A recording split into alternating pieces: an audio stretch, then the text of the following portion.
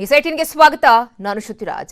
ಬೆಂಗಳೂರಿಗೆ ಸ್ಫೋಟಕ ರವಾನೆ ಆಗಿದ್ದು ಹೇಗೆ ಅನ್ನೋದೊಂದು ಪ್ರಶ್ನೆ ಹುಟ್ಟುಕೊಳ್ತಾ ಇದೆ. ಕಾರಣ ಏನಪ್ಪಾ ಅಂತ ಹೇಳಿದ್ರೆ, ನೆನೆ ನಡೆದಂತಹ ಒಂದು ಪ್ರಕರಣ ಇದೆಯಲ್ಲ, ಬಹಳ ದೊಡ್ಡ ಮಟ್ಟದಲ್ಲಿ ಎಲ್ಲರಿಗೂ ಕೂಡ ಗಾಬರಿ ತರಿಸಿದಂತಹ ವಿಚಾರ. ಈ ಉಗ್ರರು ಬೆಂಗಳೂರಿನಲ್ಲಿ ಸ್ಫೋಟಕವನ್ನ ನಡೆಸಲಿಕ್ಕೆ ಅಥವಾ ಸ್ಫೋಟವನ್ನ ಮಾಡಲಿಕ್ಕೆ ತಯಾರಿಗಳನ್ನ ಮಾಡ್ಕೊಳ್ತಾ ಇದ್ರು ಇಮಿಡಿಯೇಟ್ ಆಗಿ. ಸೊ ಈ ವಿಚಾರಗಳ ಗೊತ್ತಾಯ್ತು. ಹಾಗಾದ್ರೆ ಇವ್ರು ಯಾವ ರೀತಿಯಾಗಿ ಪ್ಲಾನ್ ಮಾಡ್ಕೊಂಡಿದ್ರು, ಸ್ಫೋಟಕವನ್ನ ಹೇಗೆ ಅವರು ಬೆಂಗಳೂರಿಗೆ ತರಿಸ್ಕೊಂಡಿದ್ರು, ಜುನೈದ್ ಪ್ಲಾನ್ ಏನಾಗಿತ್ತು, ಮಿಸ್ ಆಗಿದ್ದು ಹೇಗೆ? ಹಾಗಾದ್ರೆ ಈ ಸ್ಕೆಚ್ ನ್ಯೂಸ್18ನಲ್ಲಿ ಆಪರೇಷನ್ ಉಗ್ರರ ಎಕ್ಸ್ಕ್ಲೂಸಿವ್ ಮಾಹಿತಿಯನ್ನ ನಾವು ನಿಮಗೆ ಕೊಡ್ತಾ ಹೋಗ್ತೀವಿ. ಸೊ ಪ್ರಮುಖವಾಗಿ ಪ್ರತಿಯೊಬ್ಬರ ತಲೆಯಲ್ಲಿ ಬರುವಂತಹ ವಿಚಾರ, ಸೊ ಇವರು ಇಲ್ಲಿ ವಾಸ ಮಾಡಿಕೊಂಡು ಈ ರೀತಿಯಾಗಿ ಪ್ಲಾನ್ಗಳನ್ನ ಮಾಡ್ಕೊಳ್ತಿದ್ರು ಅಂದ್ರೆ ಇವರಿಗೆ ಸ್ಫೋಟಕ ಎಲ್ಲಿಂದ ಬರ್ತಾ ಇತ್ತು? ಹಾಗಾದ್ರೆ ಈಗಾಗಲೇ ಇಂಟೆಲಿಜೆನ್ಸ್ ಬ್ಯೂರೋ ಅಧಿಕಾರಿಗಳು ಸಿಸಿಬಿಗೆ ಕೊಟ್ಟಂತಹ ಮಾಹಿತಿ ಏನು ಅನ್ನೋದೊಂದು ಪ್ರಶ್ನೆ ಕೂಡ ಹುಟ್ಕೊಳ್ಳುತ್ತೆ. ಈ ಉಗ್ರ ವಿಧ್ವಂಸಕ ಸಂಚನ್ನ ರೂಪಿಸಲಿಕ್ಕೆ 4-5 ಜನರ ಟೀಮ್ ಒಂದು ರೆಡಿ ಆಗಿತ್ತು.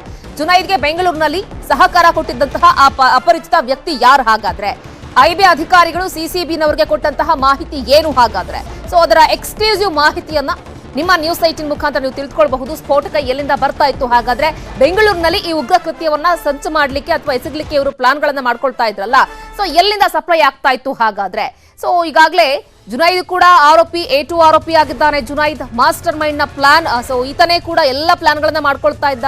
ಬೇರೆ ಬೇರೆ ವಿಧ್ವಂಸಕ ಕೃತ್ಯಗಳನ್ನ ನಡೆಸೋದು ಹೇಗೆ ಅಂತ ಹೇಳಿ ಮೊದಲೇ ಪ್ಲಾನ್ಗಳನ್ನ ಮಾಡ್ಕೊಂಡು ಅದಕ್ಕೆ ಕೆಲವೊಂದಿಷ್ಟು ಟ್ರೈನಿಂಗ್ ಗಳನ್ನ ಕೂಡ ತೆಗೆದುಕೊಂಡಿದ್ದ.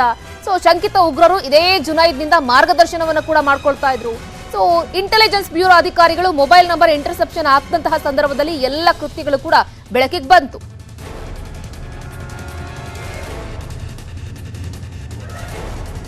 ಹಾಗಾದ್ರೆ ಈ ಇಂಟರ್ಸೆಪ್ಷನ್ ಮುಖಾಂತರ ಐಬಿ ಅಧಿಕಾರಿಗಳಿಗೆ ಯಾವ ರೀತಿಯಾಗಿ ಮಾಹಿತಿ ಸಿಗ್ತಾ ಹೋಯ್ತು? ಹಾಗಾದ್ರೆ ಸೊ ಅದಕ್ಕೆ ಸಂಬಂಧಪಟ್ಟ ಹಾಗೆ ಕೆಲವೊಂದಿಷ್ಟು ವಿಚಾರಗಳನ್ನ, ಸೊ ಎಕ್ಸ್ಕ್ಲೂಸಿವ್ ಮಾಹಿತಿಗಳನ್ನ ನಿಮ್ಮ ಮುಂದೆ ನಾವು ಇಡ್ತಾ ಹೋಗ್ತೀವಿ. ಒಂದೊಂದೇ ವಿಚಾರಗಳನ್ನ.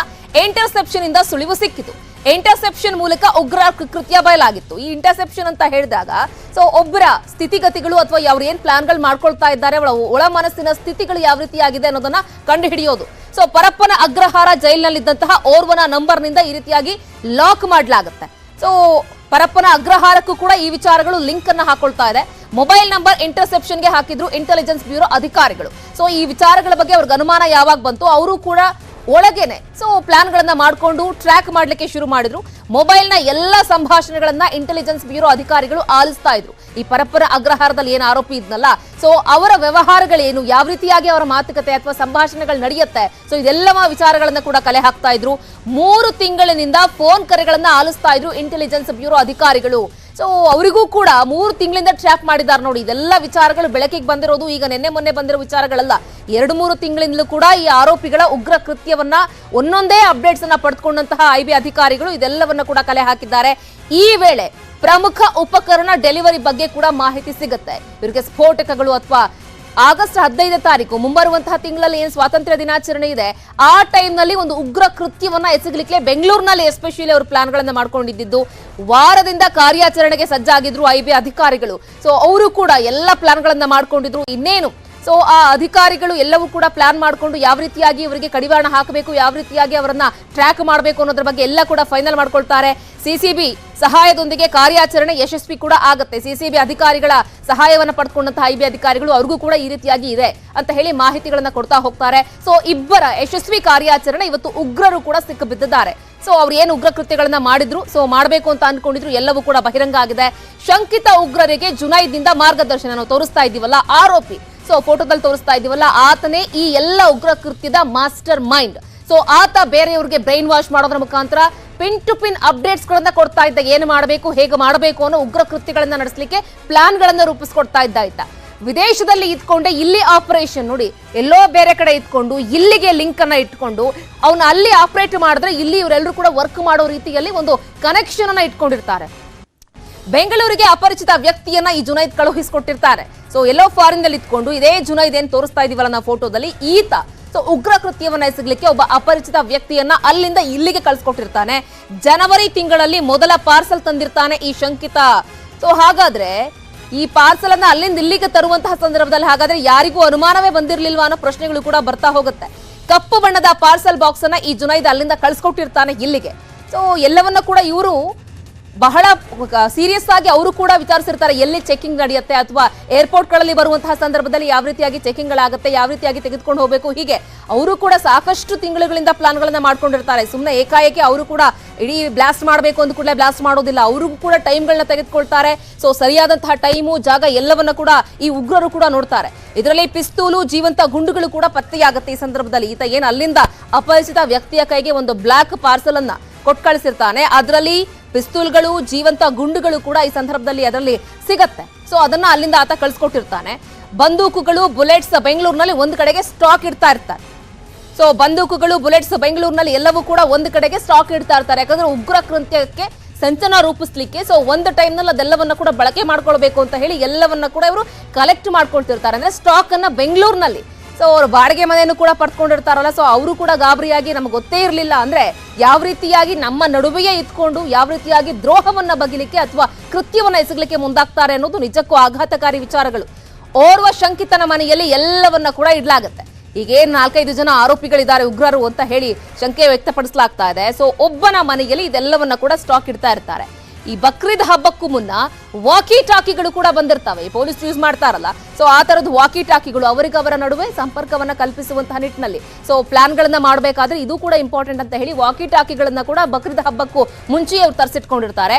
ಜುಲೈ 11ರಂದು ಗ್ರೆನೇಡ್ ಗಳನ್ನ ಪೂರೈಕೆ ಕೂಡ ಮಾಡಲಾಗುತ್ತೆ. ನೋಡಿ, A to Z ಇನ್ಫಾರ್ಮೇಶನ್ ಕೂಡ ಪೊಲೀಸರು ಈಗಾಗಲೇ ಕಲೆ ಹಾಕಿದ್ದಾರೆ. ಸಿಸಿಬಿ ಅಧಿಕಾರಿಗಳು ಹಾಗೆ IB ಅಧಿಕಾರಿಗಳು.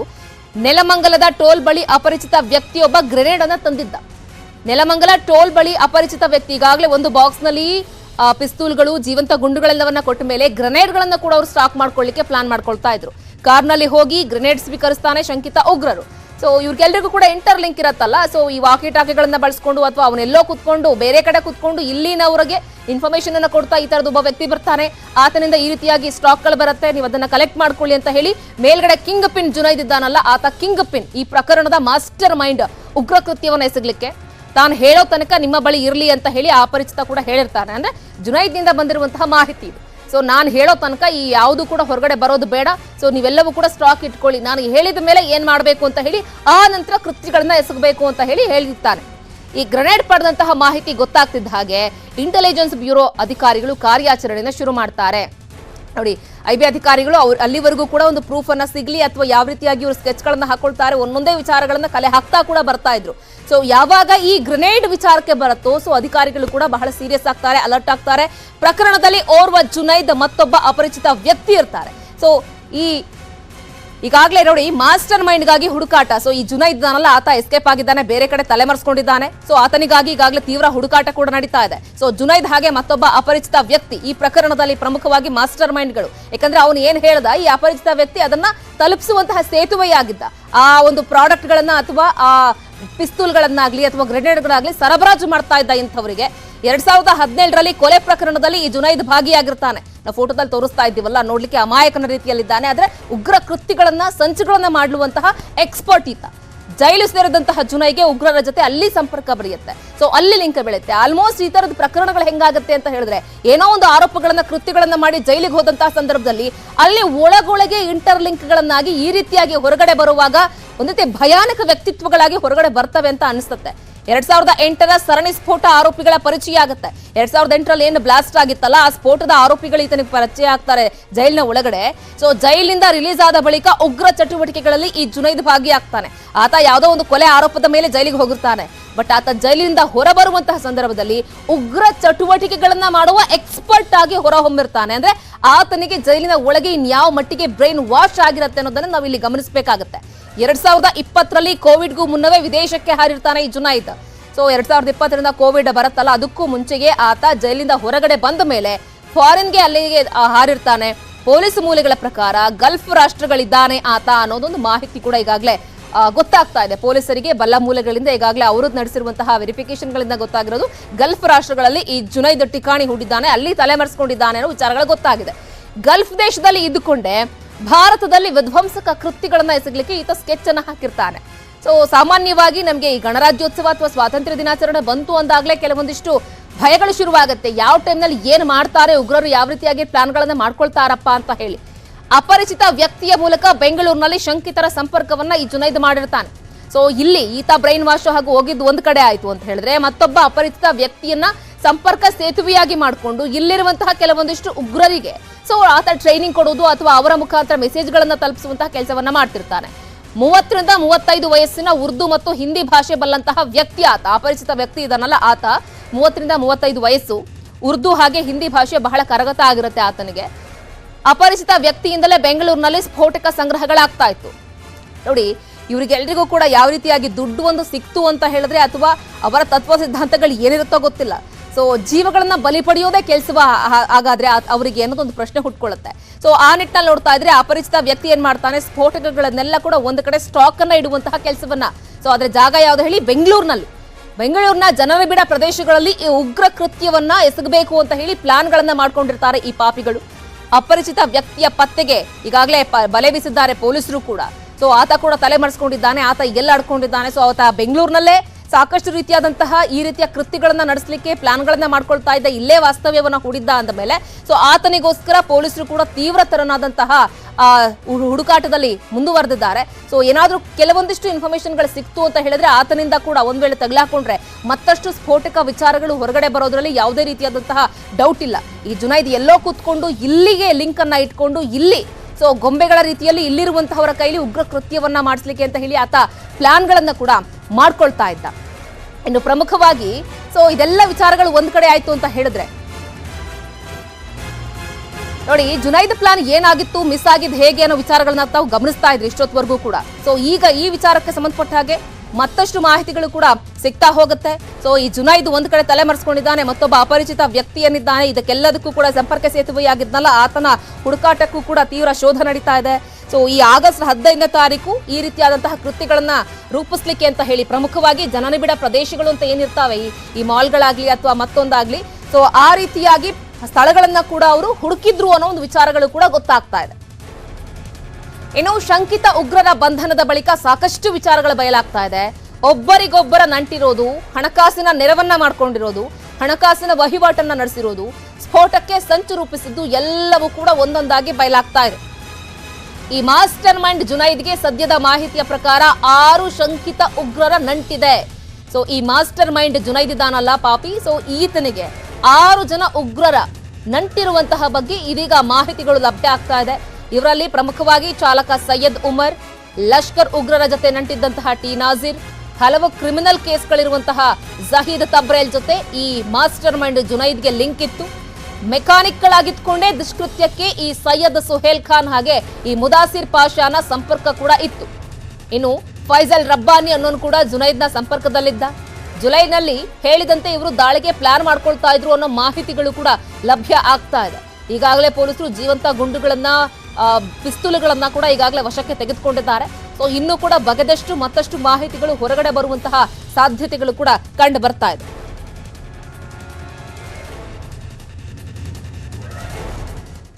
ಇದೆಲ್ಲವೂ ಒಂದ್ ಕಡೆ ಆಯ್ತು ಅಂತ ಹೇಳಿದ್ರೆ, ಬೆಂಗಳೂರಿನಲ್ಲಿ 5 ಶಂಕಿತರ ಬಂಧನ ಪ್ರಕರಣ ಏನಿದೆ, ಈ ವಿಚಾರಕ್ಕೆ ಸಂಬಂಧಪಟ್ಟ ಹಾಗೆ ಬೆಂಗಳೂರಿನ ಸೆಂಟ್ರಲ್ ಜೈಲಿಗೆ ಹೈ ಅಲರ್ಟ್ ಅನ್ನ ಕೊಡಲಾಗಿದೆ. ರಾಜ್ಯದ ಕಾರಾಗೃಹದಲ್ಲಿ ಜೈಲಾಧಿಕಾರಿಗಳಿಂದ ಯಾವಾಗ ದಾಳಿಯಾಗುತ್ತೋ ಸೊ ಜೈಲಾಧಿಕಾರಿಗಳಿಂದ ಜೈಲುಗಳಲ್ಲಿ ಆಂತರಿಕವಾಗಿ ತನಿಖೆ ಕೂಡ ನಡೀತಾ ಇದೆ. ಪರಪ್ಪನ ಅಗ್ರಹಾರ ಜೈಲಿನಲ್ಲಿ ನಿನ್ನೆ ತಲಾಶ್ ನಡೆದಿತ್ತು, ಅಂದ್ರೆ ಶೋಧ ಕಾರ್ಯ ನಡೆದಿತ್ತು.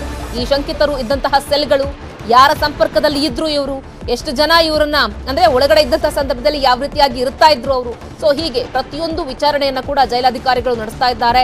ಈ ಶಂಕಿತರು ಇದ್ದಂತಹ ಸೆಲ್ಗಳು, ಅವರಿಗೆ ಇನ್ಯಾರ ಜೊತೆ ಸಂಪರ್ಕ ಇದೆ, ಸೊ ಅವೆಲ್ಲ ವಿಚಾರಗಳ ಬಗ್ಗೆ ಮತ್ತಷ್ಟು ತೀವ್ರ ತನಿಖೆಯನ್ನ ಜೈಲಾಧಿಕಾರಿಗಳು ಕೂಡ ನಡೆಸ್ತಾ ಇದ್ದಾರೆ. ರಾಜ್ಯಾದ್ಯಂತ ಇರುವಂತಹ ಎಲ್ಲ ಜೈಲುಗಳಲ್ಲೂ ಕೂಡ ಪರಿಶೀಲನೆಯನ್ನ ನಡೆಸಲಿಕ್ಕೆ ಅಂತ ಹೇಳಿ ಈಗಾಗಲೇ ಪ್ಲಾನ್ಗಳನ್ನ ಕೂಡ ಮಾಡ್ಕೊಂಡಿದ್ದಾರೆ. ಹಾಗಾಗಿ ಜೈಲಿನ ಅಧಿಕಾರಿಗಳು, ಸಂಬಂಧಪಟ್ಟಂತಹ ಅಧಿಕಾರಿಗಳು ಕೂಡ ಆಯಾಯ ಜೈಲುಗಳಲ್ಲಿ ಸೊ ಕಂಪ್ಲೀಟ್ ಆಗಿ ವಿಶೇಷವಾಗಿ ಸೊ ಕಾರ್ಯಾಚರಣೆಯನ್ನು ನಡೆಸಲಿಕ್ಕೂ ಕೂಡ ಮುಂದಾಗಿದ್ದಾರೆ. ಇಡೀ ಜಿಲ್ಲೆಯಾದ್ಯಂತ ಎಲ್ಲೆಲ್ಲಿ ಕಾರಾಗೃಹಗಳಿದೆ ಆ ಎಲ್ಲ ಕಾರಾಗೃಹಗಳಲ್ಲೂ ಕೂಡ ಪರಿಶೀಲನೆಯನ್ನ ನಡೆಸಲಿಕ್ಕೆ, ಯಾರಾದ್ರೂ ಅನುಮಾನಾಸ್ಪದವಾಗಿ ಜೈಲಿನಲ್ಲಿ ಇದ್ರೆ ಗೊತ್ತಾಗ್ಬಿಡುತ್ತೆ ಅವರ ವ್ಯಕ್ತಿತ್ವ ಹೆಂಗೆ ಏನು ಅಂತ ಹೇಳಿ, ಸೊ ಅದೆಲ್ಲವನ್ನ ಕೂಡ ನಡೆಸಲಿಕ್ಕೆ ಅಂತ ಹೇಳಿ ಈಗಾಗಲೇ ತನಿಖೆ ಕೂಡ ತೀವ್ರಗೊಂಡಿದೆ. Welcome back. ಕಾಂಗ್ರೆಸ್ ಸರ್ಕಾರದ ವಿರುದ್ಧ ಜೆಡಿಎಸ್ ಹಾಗೆ ಬಿಜೆಪಿ ಜಂಟಿ ಸಮರವನ್ನ ಸಾರತ್ವ. ಬಿಜೆಪಿಯ ಜೊತೆಗೆ ಹೋರಾಟಕ್ಕೆ ಜೆಡಿಎಸ್ ಈಗಾಗಲೇ ಒಂದು ರೀತಿ ಕೈ ಜೋಡಿಸಿದೆ. ಸದನದ ಒಳಗೆ ಹೊರಗೆ ಹೋರಾಟಕ್ಕೆ ಜೆಡಿಎಸ್ ಸಾಥ್. ಸೊ ಈಗಾಗಲೇ ಈ ವಿಚಾರಕ್ಕೆ ಸಂಬಂಧಪಟ್ಟ ಹಾಗೆ ಏನಾದ್ರೂ ಮುಂದಿನ ದಿನಗಳಲ್ಲಿ ಎರಡೂ ಪಕ್ಷಗಳು ಕೂಡ ಜಂಟಿಯಾಗಿ ಹೋರಾಟವನ್ನ ನಡೆಸತ್ವಾ, ಬಿಜೆಪಿಯ ಎಲ್ಲ ಹೋರಾಟಗಳಿಗೂ ಕೂಡ ಜೆಡಿಎಸ್ನವರು ಕೈ ಜೋಡಿಸ್ತಾರಾ ಅನ್ನೋದೊಂದು ಪ್ರಶ್ನೆ ಇದೆ. ಯಾಕಂದ್ರೆ ಕೆಲವೇ ಕ್ಷಣಗಳಲ್ಲಿ ಜೆಡಿಎಸ್ನ ಸಭೆಯಲ್ಲಿ ಮಹತ್ವದ ತೀರ್ಮಾನ ಕೂಡ ಪ್ರಕಟಗೊಳ್ಳುವಂತಹ ಸಾಧ್ಯತೆಗಳು ಕಂಡು ಬರ್ತಾ ಇದೆ. ಮುಂದಿನ ಬಿಜೆಪಿಯ ಎಲ್ಲ ಹೋರಾಟಗಳಿಗೂ ಕೂಡ ಜೆಡಿಎಸ್ನವರು ಸಾಥನ್ನ ಕೊಡ್ತಾರಾ? ಹಾಗಾದ್ರೆ ಹೀಗೊಂದು ಪ್ರಶ್ನೆ ಹುಟ್ಕೊಳ್ತಾ ಇದೆ. ಸೊ ಮುಂದಿನ ಚುನಾವಣೆಗಳಿಗೆ ಮೈತ್ರಿ ಸೂಚನೆಯನ್ನ ಎಲ್ಲೋ ಒಂದ್ ಕಡೆ ಜಂಟಿ ಹೋರಾಟ ನೀಡ್ತಾ ಇದೆಯಾ? ಕುತೂಹಲ ಮೂಡಿಸ್ತಾ ಇದೆ ಜೆಡಿಎಸ್ ಹಾಗೆ ಬಿಜೆಪಿಯ ಜಂಟಿ ಹೋರಾಟಗಳು. ಸೊ ನೋಡ್ಬೇಕು, ಬನ್ನಿ ಬಗ್ಗೆ ಮತ್ತಷ್ಟು ಮಾಹಿತಿಯನ್ನು ಕೊಡ್ತಾರೆ ನಮ್ಮ ಪ್ರತಿನಿಧಿ ಶಿವಪ್ರಸಾದ್ ನೇರ ಸಂಪರ್ಕದಲ್ಲಿ ಜಾಯ್ನ್ ಆಗ್ತಾ ಇದ್ದಾರೆ. ಶಿವಪ್ರಸಾದ್, ಎಲ್ಲೋ ಒಂದು ಕಡೆಗೆ ಆಡಳಿತ ಪಕ್ಷದ ವಿರುದ್ಧ ಬಿಜೆಪಿಯವರು ಈಗ ಆಲ್ರೆಡಿ ಸಮರ ಸಾರಿದ್ದಾರೆ, ಬಿಜೆಪಿಯವರ ಜೊತೆಗೆ ಕೈ ಜೋಡಿಸ್ತಾ ಇದ್ದಾರೆ ಕುಮಾರಸ್ವಾಮಿ ಅವರು ಅಂತ.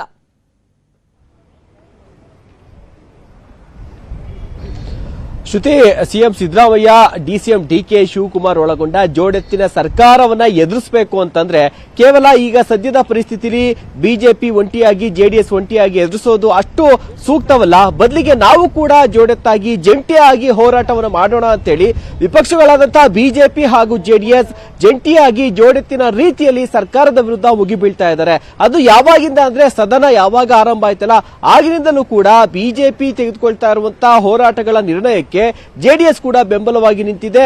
ಅದು ಫ್ರೀಡಂ ಪಾರ್ಕ್ ನಲ್ಲಿ ನಡೆದಂತಹ ಒಂದು ಪ್ರತಿಭಟನೆ ಆಗಿರ್ಬೋದು, ಸದನದ ಒಳಗಡೆ ನಡೀತಾ ಇರುವಂತದ್ದಾಗಿರ್ಬೋದು, ಸದನದ ಹೊರಗಡೆ ನಡೀತಾ ಇರುವಂತಹ ಪ್ರತಿಭಟನೆ ಎಲ್ಲದರಲ್ಲೂ ಕೂಡ ಜೆಡಿಎಸ್ ಬಿಜೆಪಿಯೊಂದಿಗೆ ಕೈ ಜೋಡಿಸಿದೆ. ಇನ್ನ ನಿನ್ನೆ ಸದನದಲ್ಲಿ ಏನು ಬಿಜೆಪಿ ಶಾಸಕರನ್ನ ಅಮಾನತು ಮಾಡಿದಂತಹ ವಿಚಾರಕ್ಕೆ ಸಂಬಂಧಪಟ್ಟಂತೆ ಬಿಜೆಪಿ ಶಾಸಕರು ಮಾಡಿದಂತಹ ಹೋರಾಟದ ಸ್ಥಳಕ್ಕೆ ಖುದ್ದು ಜೆಡಿಎಸ್ ನ ನಾಯಕರು ಬರ್ತಾರೆ, ರೇವಣ್ಣ ಬರ್ತಾರೆ, ಕುಮಾರಸ್ವಾಮಿ ಬರ್ತಾರೆ, ಶಾಸಕರು ಕೂಡ ಬಂದು ಬಿಜೆಪಿಯವರ ಜೊತೆಯಲ್ಲಿ ಹೋರಾಟ ಧರಣಿಯಲ್ಲೂ ಕೂಡ ಪಾಲ್ಗೊಳ್ತಾರೆ. ಸೊ ಈ ಮೂಲಕ ಅವರಿಗೆ ಒಂದು ಜಂಟಿ ಹೋರಾಟವನ್ನು ಮಾಡೋದಕ್ಕೆ ವಿಪಕ್ಷಗಳೆಲ್ಲವೂ ಕೂಡ ಸೇರಿ ಜಂಟಿ ಹೋರಾಟ ಮಾಡೋದಕ್ಕೆ ನಿರ್ಧಾರ ಮಾಡಿದಂತಿದೆ. ಆದ್ರೆ ಇರುವಂತಹ ಪ್ರಶ್ನೆ ಏನು ಅಂತಂದ್ರೆ ಇದು ಕೇವಲ ಸದನ ಮುಗಿಯೋವರೆಗೂ ಮಾತ್ರನಾ? ಸದನ ನಾಳೆಗೆ ಮುಗಿತಾ ಇರುವಂತದ್ದು, ಸದನ ಮುಗಿಯೋವರೆಗೂ ಮಾತ್ರ ಇರುತ್ತಾ ಅಥವಾ ಸದನದ ಹೊರಗಡೆ ಬಿಜೆಪಿ ಏನು ಕಾಂಗ್ರೆಸ್ನ ವಿರುದ್ಧ ಹೂಡುವಂತಹ ಹೋರಾಟದ ಅಸ್ತ್ರಗಳಿಗೆ ಬೆಂಬಲವಾಗಿ ಜೆಡಿಎಸ್ ಕೂಡ ನಿಲ್ಲುತ್ತಾ?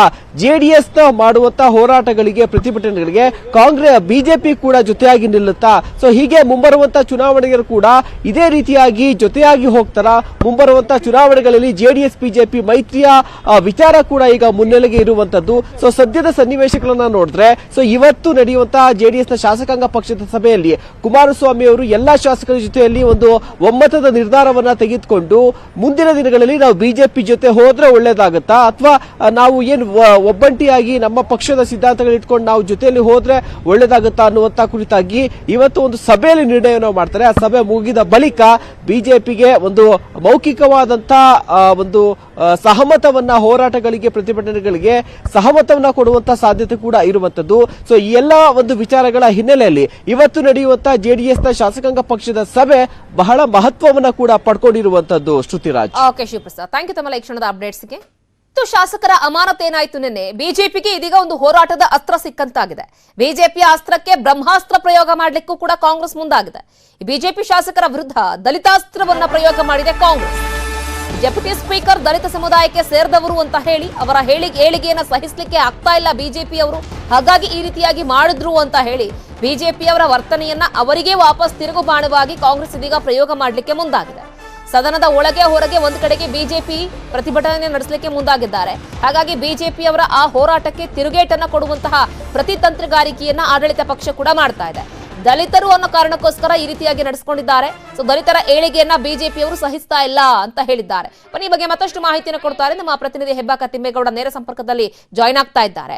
ತಿಮ್ಮೇಗೌಡ, ನನ್ನ ಏನು ಸದನ ಶಾಸಕರ ವರ್ತನೆಯನ್ನ ಖಂಡಿಸಿ ಅಮಾನತು ಮಾಡಲಾಯಿತು. ಸೊ ಅದೇ ವಿಚಾರವನ್ನ ಇಟ್ಕೊಂಡು ಇದೀಗ ಬಿಜೆಪಿಯವರು ಸದನದ ಒಳಗೆ ಹೊರಗೆ ಹೋರಾಟವನ್ನ ಮಾಡ್ಲಿಕ್ಕೆ ಪ್ಲಾನ್ಗಳು ಮಾಡ್ಕೊಳ್ತಾ ಇದ್ದಾರೆ. ಇದೀಗ ಆಡಳಿತ ಪಕ್ಷ ಯಾವ ರೀತಿಯಾಗಿ ಬಿಜೆಪಿಯವರ ವಿರುದ್ಧ ದಲಿತಾಸ್ತ್ರವನ್ನ ಪ್ರಯೋಗ ಮಾಡ್ತಾ ಇದೆ?